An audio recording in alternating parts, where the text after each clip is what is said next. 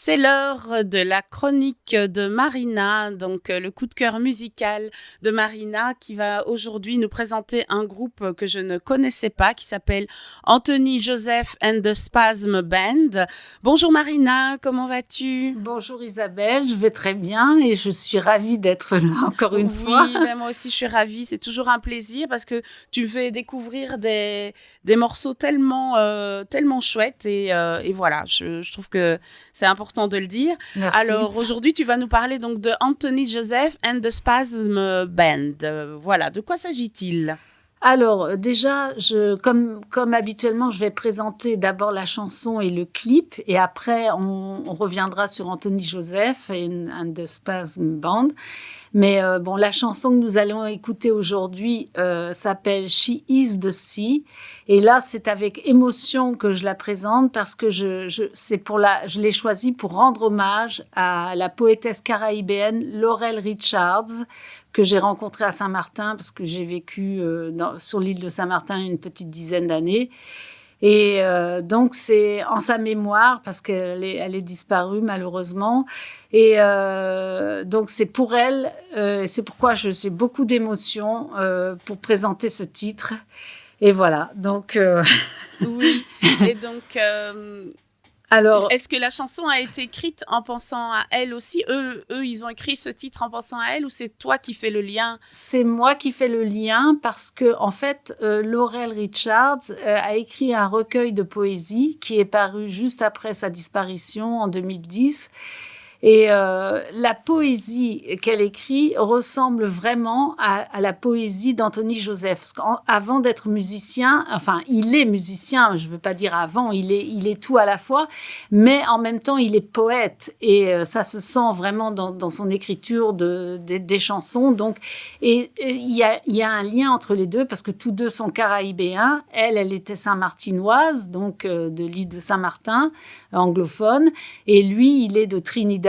Et donc, il y a quelque chose, il y a un lien. Et c'est pourquoi, pour lui rendre hommage, j'ai choisi cette chanson dans le répertoire immense et tellement beau d'Anthony Joseph. D'accord, bah alors du coup, tu peux nous parler de She is the Sea? Oui, bien sûr. Alors, déjà, je vais parler du clip qui accompagne cette merveilleuse chanson. Et en fait, dès la première vue de ce clip, j'ai été interpellée par son ambivalence à plusieurs niveaux. Alors, je vais vous parler des niveaux que j'ai ressentis. Oui. Déjà, le premier niveau, c'est le sujet. C'est la femme et la mer, enfin, mer, océan, bien entendu. Anthony Joseph les décrit intimement liés. Dans chacune de ses paroles, il les compare d'une manière descriptive et poétique. Et je cite en prenant quelques vers au hasard, « L'eau de ses yeux s'écoule et coule comme une rivière. Je l'entends pleurer dans le bleu de la nuit. Il y a de la douleur et du sel dans ses yeux. » Et tout ça rappelle vraiment la mer, l'océan et en même temps la femme. Et je trouve que c'est incroyable cette comparaison, mais c'est très riche en même temps en fait. Et pour un natif caraïbéen comme Anthony Joseph, qui est originaire de Trinidad, je le répète, mais aussi pour tous les autres caraïbéens, sa terre, c'est aussi la mer, puisque c'est un archipel, ce sont des îles, et autour, il y a la mer. Et donc, la mer est considérée, la mer MER, est considérée comme la mer accent grave RE, nourricière, grâce à l'abondance de ses richesses, et elle est capable de nourrir, mais aussi elle est capable de détruire. Attention à ses colères. Et là, on parle des raz-de-marée, des ouragans, des cyclones, dont il parle aussi dans la chanson, dans les vers de sa chanson. Il parle de hurricane à un moment donné. Donc, voilà, ça me parle beaucoup parce que j'ai vécu une petite dizaine d'années sur cette île et j'ai beaucoup d'émotions en parlant. Et donc, tous les Caraïbéens le savent dans le tréfonds de leur être, ils l'aiment ainsi. She is the sea, to me, répété de nombreuses fois dans ce titre, le prouve. Et alors là, je vais vous parler du deuxième niveau d'ambivalence, c'est les prises de vue du paysage environnant. j'ai été assez choquée par rapport à la poésie des paroles sur la mer Caraïbe, je vais dire, de voir le fond de béton qui évoque plutôt la sinistrose des banlieues des villes et des lieux d'exclusion sociale où les marginaux se retrouvent comme rejetés par le flot. Bon, il y a un lien, ils sont rejetés par le flot, mais c'est quand même très urbain. On voit les murs, et aussi le rivage et la mer, qui paradoxalement ne sont pas représentatifs du rivage de la mer des Caraïbes. Mm-hmm. Ici, on n'a pas de sable blanc, de mer couleur turquoise, de palmiers, d'un vert éclatant. Au contraire, tout paraît fondu dans le gris, qui rejoint en même temps la couleur du béton urbain. Et pourtant, les paroles évoquent avec force le décor caraïbéen, profondément ancré dans le cœur de chaque natif de cet archipel. Et justement, comme tu aimes que je fasse des références, oui. Alors me viennent à l'esprit ces vers de l'écrivain marocain Mohamed Khayreddine, qui les avait dédiés à Aimé Césaire. Aimé Césaire, qui est un Martiniquais, homme politique, mais en même temps philosophe, écrivain, et c'est le père de la négritude. Donc Mohamed Khayreddine avait écrit « Mais notre trésor, frère, c'est d'abord la mer Caraïbe et les coraux qui flambent à même la bouche des vagues. » C'est tellement beau. Mmh, ouais. Alors, le troisième niveau d'ambivalence dans ce clip, c'est le son funk jazz qui résonne très, très urbain sur ces poétiques paroles, mais en même temps, on fait toujours le lien entre les méga-cities, îles, océans, enfin tout ça, c'est un melting pot qu'Anthony Joseph relie très bien et il en fait un art bien à lui, en fait un métissage de plein d'influences et c'est ça qui est très beau chez lui. Et donc, je voulais dire aussi que She is the Sea est une chanson extraite de l'album Rubber Orchestras qui a été édité en 2011. Donc, bon, il a fait plein d'autres albums après. Il a fait 5 merveilleux albums et le dernier date de 2021. Mais bon, j'avais choisi cette chanson en hommage à Laurel. Bon, alors maintenant, tu vas parler du... Oui, alors ce que tu n'as pas dit, mais que moi j'ai remarqué déjà, tu parlais à l'instant de métissage, le groupe est un mélange de noir et de blanc, et donc ça c'est chouette aussi. Oui. Et deuxièmement, j'aime bien sa façon de danser. Oui, il est magnifique. Déjà physiquement, c'est un beau garçon, mais il a un groove dans les mouvements que j'aime vraiment bien. Voilà, tu l'as dit, parce que pour moi, c'est une totale incarnation du groove, quand en fait, lui, Anthony Joseph, parce qu'il mêle tout. Alors, justement, quelques mots là-dessus, parce que cette chanson et ce disque ne sont pas récents, ils datent de 2011, donc maintenant, il n'est plus avec le Spasm Band. Il s'est détaché, il fait une carrière en tant qu'Anthony Joseph avec d'autres musiciens, et maintenant, tous les musiciens sont noirs. Ah, d'accord, ok. Alors, donc, c'était une période, mais bon... je vais dire quelques mots sur lui parce que il est extraordinaire. Je l'adore, comme tu auras bien compris. Oui. Il est né à Trinidad en 1966 et il a choisi d'émigrer en Angleterre en 1989.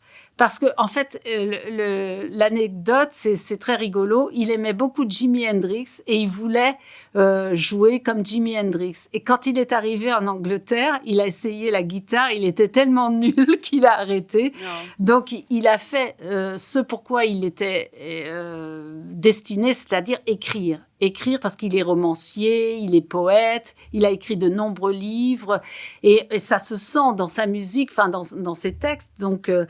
alors qu'est-ce que je peux dire d'autre ? Comme je disais tout à l'heure, il s'est combiné dans son expression musicale les sons de son île et plus généralement tous les sons de la Caraïbe avec des influences funk, jazz, afrobeat. Et il y ajoute l'intensité d'une écriture poétique qui a peu d'égal. Et c'est ça qui est important, parce que ces mots, ça sonne vraiment bien. Et ce que je voulais dire aussi, c'est un maître du spoken word à la Gil Scott-Heron. Mm-hmm. Je pense que tu connais Gil Scott-Heron. Oui. Et alors moi, j'adore, c'est le The Godfather of Rap. Mais en même temps, il a été un peu influencé aussi par lui dans ce phrasé et j'aime bien ce phrasé de spoken spoken word, c'est vraiment le poète qui parle sur un fond musical. Et maintenant, c'est pourquoi j'ai pas choisi le dernier album. Il est plus free jazz, dans le free jazz, et ça sonne bien le spoken word avec le son free jazz. Mais comme je sais que tu préfères un peu les sons plus, alors j'ai choisi ça. Oui, voilà. Donc, ce que je voulais dire aussi, bon, il sait manier les images, il est conteur de récits métaphoriques, il fait aussi de la musique un acte de résistance, de combat. C'est une arme à la fois politique et spirituelle. Voilà. Comme tous les morceaux que tu choisis. Hein, oui, parce que je suis dans cette tendance, parce que j'ai toujours été dans cette tendance. Je dis qu'il faut toujours revaloriser le son et la culture caraïbéenne, africaine, afro-américaine, afro-européenne. Tout ça, c'est la richesse, c'est une richesse extraordinaire qui nous apporte à tous le soleil, le métissage, l'ouverture d'esprit, le spiritual feeling. Oui. Et qu'on n'a pas dans le monde occidental trop cadré, trop... cartésien. Oui, voilà. Et qu'est-ce que je peux dire plein de choses encore. Oui, mais prends le temps. Qu'est-ce que tu voudrais encore dire? Encore une fois, comment as-tu découvert ce groupe? Alors, j'ai découvert ce groupe. En fait, paradoxalement, je ne l'ai pas découvert quand j'étais dans les Caraïbes, sur l'île de Saint-Martin. C'est après, quand je suis rentrée, j'étais tellement déprimée à Paris que bon, je cherchais, j'étais en quête toujours de sons black, de sons métissés, de sons. Et je l'ai découvert comme ça, par hasard, en fait, en fouillant toujours dans des rayons de sons free jazz, de sons... Par hasard, je l'ai découvert. Et j'ai écouté, j'ai aimé tout de suite. Ah, c'est beau. Évidemment.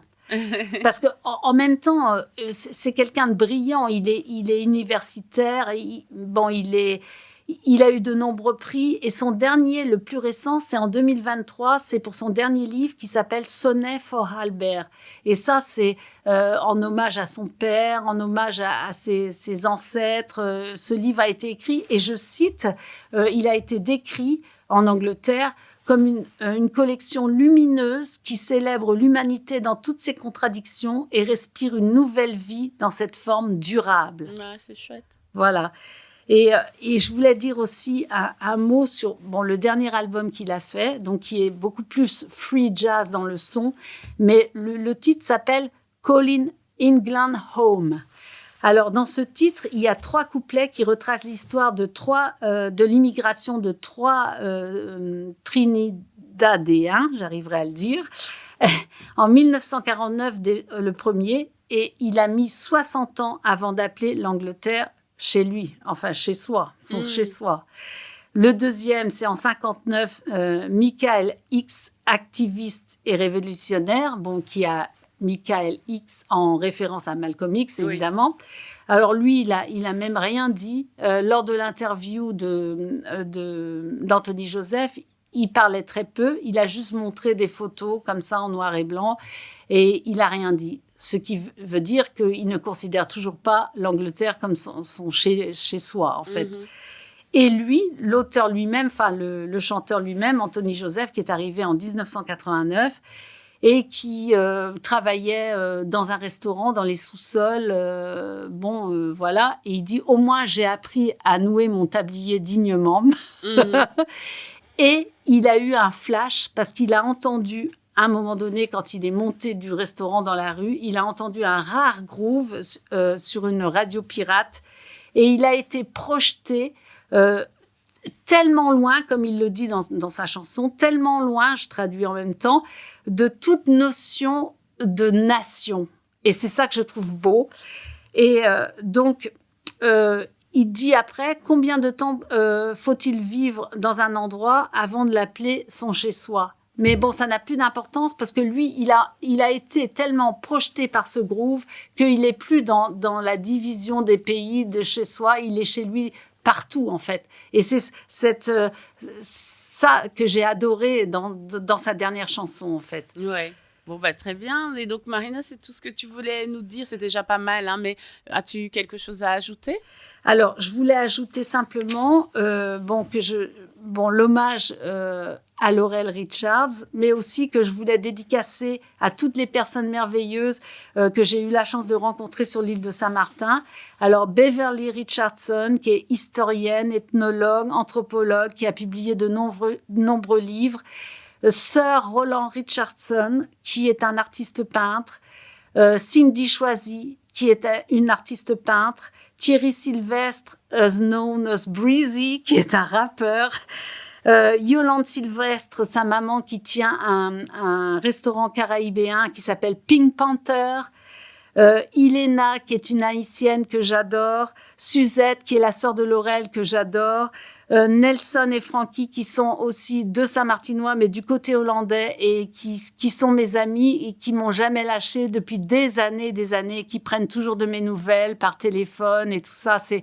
Vraiment, je leur dédie ce morceau et je leur dédie tout mon amour. Oh, c'est magnifique. Merci beaucoup, Marina. Et ben, donc, il nous reste plus qu'à écouter ce magnifique morceau She is the Sea de Anthony Joseph and the Spasm Band.